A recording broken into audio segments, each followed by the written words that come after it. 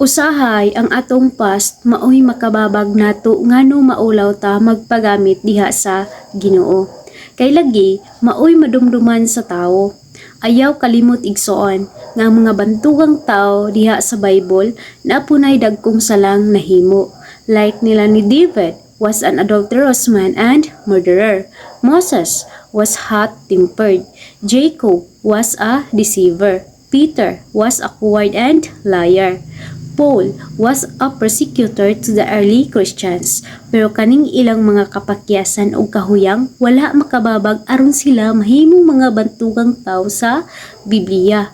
Ayaw ikaulaw ang salang nahimo nimo kaniadto, kay diha makita sa tao ang gahom sa Ginoo. Giunsa ka kaniya pag bag-o karon. Makita nila nga dili ka na sama ka niadto.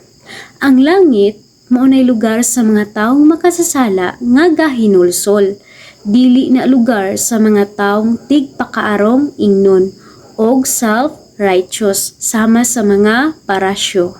God bless.